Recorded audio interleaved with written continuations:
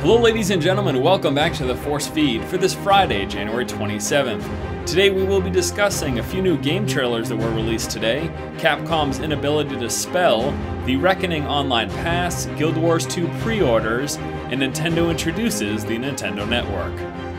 3 new game trailers were released today for Mass Effect 3, Final Fantasy XIII-2, and Aliens Colonial Marines.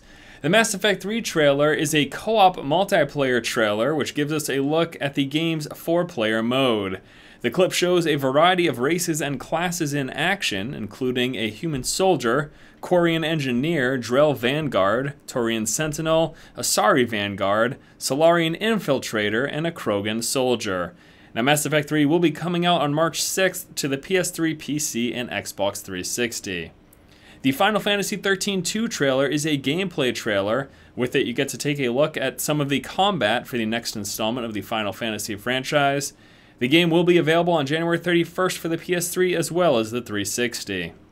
And then lastly, we have got the Aliens Colonial Marines trailer. Gearbox Software released the trailer today after yesterday's announcement that the game would be delayed from what was originally planned for this spring until the fall of 2012. There's no actual gameplay in the footage, but you do get to take a look at a bleeding alien and some Marines getting overwhelmed. Oh joy. Capcom can't spell. Well, at least someone who works at Capcom cannot spell. Copies of Resident Evil Revelations were sent out with a spelling mistake on the spine of the game box. They misspelled the word Revelations. I do not know how difficult that actually is. I'm not a perfect speller, but come on, I have to imagine that something like this would get spell checked before it gets printed. I guess not. A statement was sent out stating it has come to our attention that there was a misspelling on the Resident Evil Revelations packaging. We apologize for the mistake, which will be corrected for subsequent productions of the game. Now, although receiving a misspelling on the box is, I suppose, somewhat frustrating, I guess not too upsetting, it's just a little weird, still, anyone who got a copy of the game with a misspelling has something on their hands that will likely be worth a pretty penny in the future. So if you got a copy of this game, make sure you hold on to it. Kingdoms of Amalur Reckoning, which will be coming out in just a few short weeks, will include an online pass. With the online pass, you will have access to the House of Valor faction questline. Without it, you're SOL. The online pass is going to unlock 7 additional player quests in the House of Valor faction questline. If you do not have the online pass, you will not have access to this questline. Now my question for you guys is, are you okay with this? The online pass, as is included here in the upcoming Reckoning, is obviously a means, a method of fighting used game sales. People do this, companies do this to try to incentivize the purchase of a new copy of the game as opposed to buying a used copy of the game. Are you okay with the fact that if you happen to buy a used copy of the game, you will be locked out of content? We are seeing this happen more and more frequently, and I don't expect it to go away.